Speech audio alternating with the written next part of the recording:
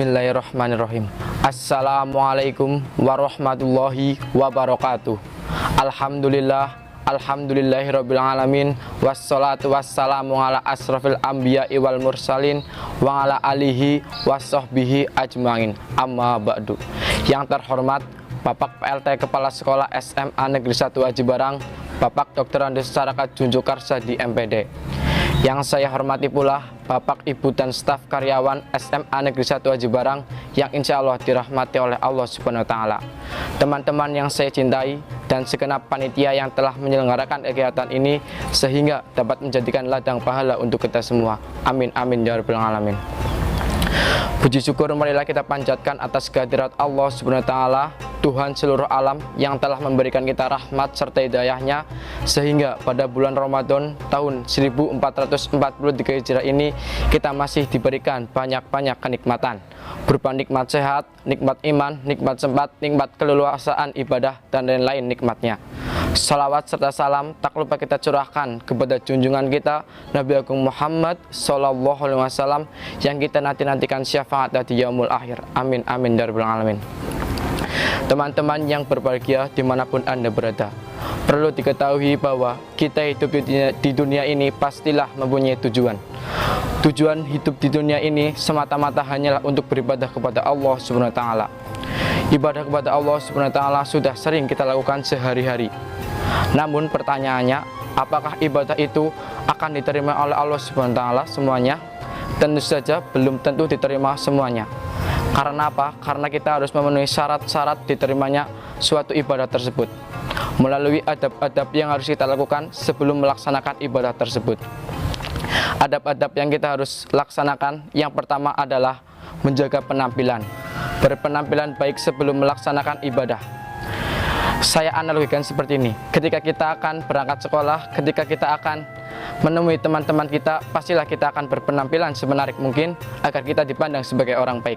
Begitu pula ketika kita akan menghadap kepada Allah, ketika kita akan berkomunikasi kepada Allah melalui ibadah-ibadah yang kita lakukan, kita haruslah dapat menjaga penampilan kita agar dipandang baik oleh Allah Subhanahu wa Ta'ala.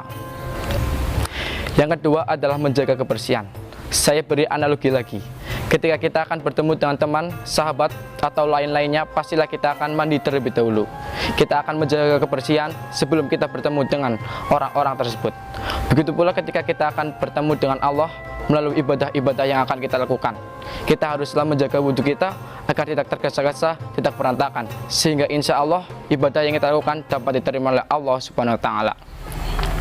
Selanjutnya adalah fikirkan atau tanamkan dalam mindset kita bahwa ibadah itu adalah ibadah yang terakhir bagi kita. Maka dengan mindset seperti itu, insya Allah dapat membantu kehusyukan kita dalam beribadah kepada Allah Subhanahu wa Ta'ala. Selanjutnya adalah niat. Niatkan untuk lillahi ta'ala. Saya beri analogi sederhana. Ketika kita lupa tidak makan dari rentang waktu subuh hingga maghrib, apakah itu dinilai sebagai puasa? Tentu saja tidak, karena niatnya bukan niat puasa, hanya kelupaan makan atau minum. Yang kedua, apabila kita sudah niat puasa tetapi kita lupa makan di waktu antara subuh dan maghrib, apakah itu dinilai tidak puasa? Tentu saja itu dinilai puasa, karena diniatkan sebagai puasa. Maka dari itu, niat ibadah haruslah lillahi ta'ala kepada Allah Subhanahu wa Ta'ala dan sesuai dengan ibadah yang harus kita lakukan. Yang terakhir adalah ikhlas dan memenuhi syariat-syariat ibadah yang kita lakukan. Kita harus ikhlas melakukan ibadah sesuai dengan tuntunan Allah Subhanahu wa Ta'ala. Saya analogikan sederhana. Ketika kita datang ke surau atau ke masjid, lalu kata orang di masjid itu, kita mengumandangkan azan dengan lantunan nada yang sederhana apa adanya, itu jauh lebih baik daripada kita datang ke surau atau ke masjid lalu kita melantunkan nada azan yang sangat baik, sangat merdu, namun dengan embel-embel sedang dipantau oleh calon mertua kita.